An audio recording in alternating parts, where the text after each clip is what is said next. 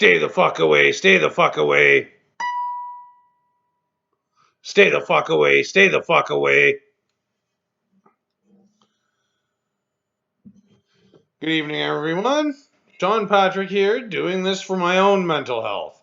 If I wanted attention, I could just steal an EMS vehicle and drive it into the police station. So, yesterday, after watching a lot of stuff about the horrific tragedies in Nova Scotia, I didn't have it in me to do a show. So, I called my sports correspondent to ask what he thought about the suggestions of restarting professional sports, and he ended up turning me onto a story I had missed that led us to some joint dick work, which I'll get into later. No, Sandy, I didn't mean what we got up to last night. Oh, right. Better clarify. Yeah. Before someone doesn't listen and jumps all over me. I meant detective work. Right, first off, the Northwest Territories have reported that all 5 people who had tested positive with the icky in that territory have recuperated. Virtual hugs and kisses to you all.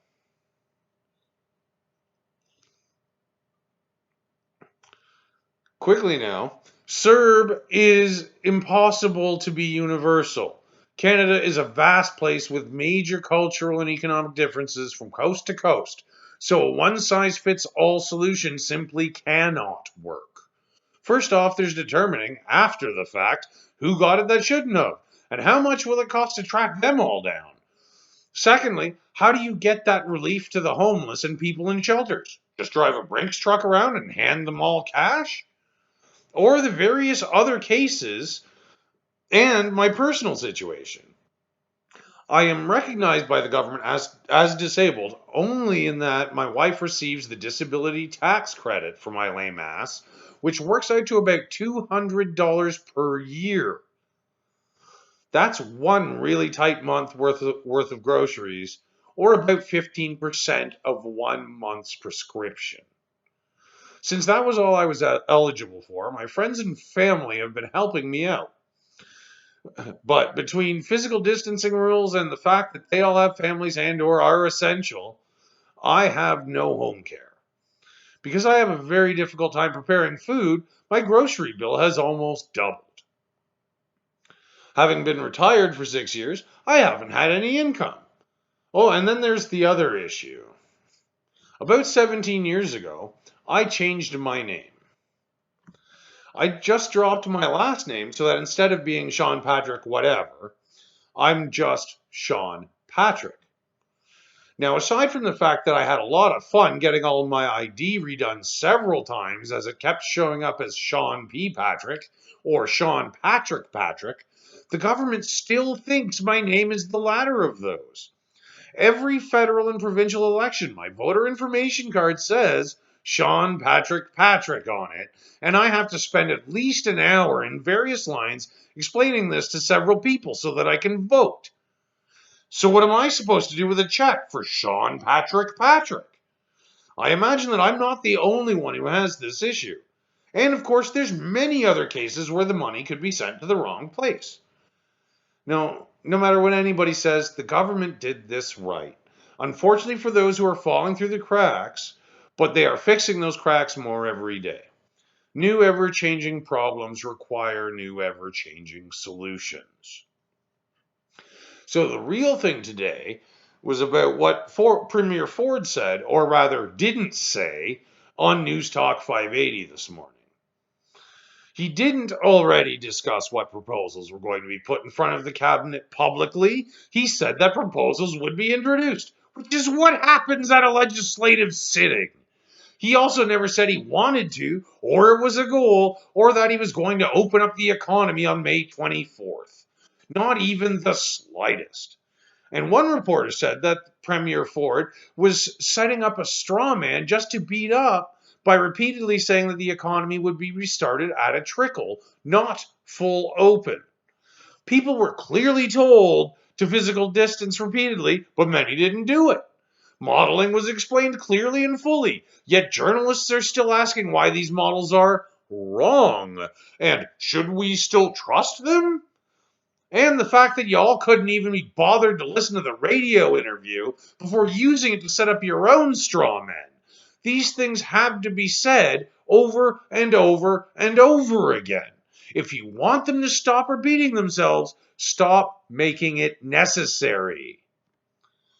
This, mixed with the venomous manner in which so many of the journalists are asking and phrasing questions, is severely detrimental to us all. This is what creates uncertainty. This is what adds to the already extreme level of fear we're dealing with, and it is severely unprofessional. So, journalists, as one of you asked Dr. Tam after Premier Kenny questioned her professionalism, do you want to jump in? I'm right here.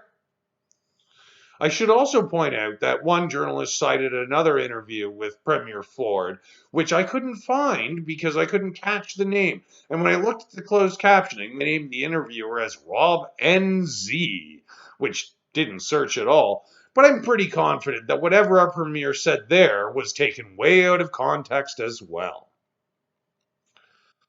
So now then, one moment.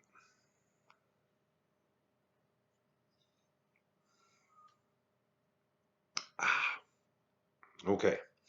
Selfishness has repercussions. Lane Merrifield of Dragon's Den had a story about him reported by the CBC on April 20th that seriously needs addressing. Apparently, he is just, or has just, recovered from the icky. He went for a skiing and snowboarding trip sometime in March with dozens of people, including someone who had just returned from Angola, but nobody knew that. This person ended up getting so sick that they could no longer ski. And it was only after one of their children told staff at the lodge that their father was showing symptoms of COVID-19 that he disclosed his travels and the guests were told to quarantine themselves. He was airlifted out, but 3 days later, Merrifield started exhibiting symptoms of the icky, and 7 other people who were on the trip tested positive as well. Fortunately, Merrifield didn't have to be hospitalized, and now, after 3 weeks, is feeling better. In this article, he is quoted as saying, "I think this gentleman decided to ignore all warnings, ignore all requests, and just do what he wanted to do, and now's the time to be as selfless as we possibly can." Well, there were no dates given as to when they left for this trip or when they returned. Something was definitely rotten in Kelowna. Not only did this gentleman's kids not know that he'd been out of the country, but COVID-19 was already so prevalent that a child could recognize the signs. Now, to be fair, I couldn't find any info on Mr. Traveler, thus his child might be older, so let's do some math here.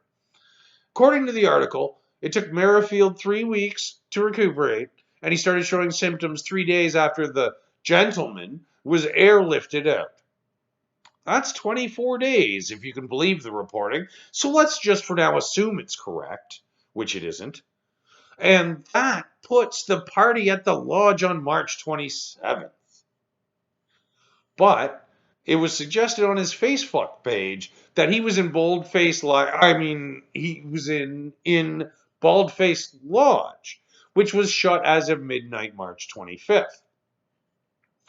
This article also contained a tweet of his, so I tracked it down and found that all of his social media follows a pattern. From November 28th of last year to March 9th, there are no posts. Then there's a post every day from the 9th to the 15th of March.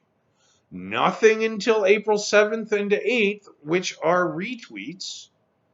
And his next real tweet was April 16th, when he says it's good to finally read a book after all the binge watching during recovery. I also found several Kelowna area newspapers saying that he was to be a speaker for Kelowna's first online stay-at-home gala on March 27th. Well, I couldn't find any information as to whether or not he actually did his bit with that. All I found was a commercial for the gala on YouTube that didn't include him, and a commercial for the upcoming gala, which was posted on April 7th, and he doesn't look good in his 3-second shot. Merrifield posted nothing about the trip before it happened, nor did he post anything about being involved in this gala. Now, looking at anything else he's posted and anything else you can find online about him, this is wickedly unlikely. He would have put this stuff all over his social media. So put all this together, and even though we don't have an actual date of his departure, he very likely left the ski lodge on March 25th. But this is all Mr. Traveler's fault? He's the one just doing what he wants to do? They slammed the mystery man in this article without looking at the holes in the picture. Lane, you got some splaining to do.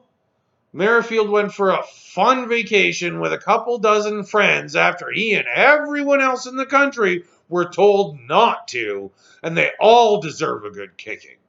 I guess the journalists couldn't see that because it was actually right in front of them. So stay the fuck away from each other and wash everything. A lot. So, more dick work, you say?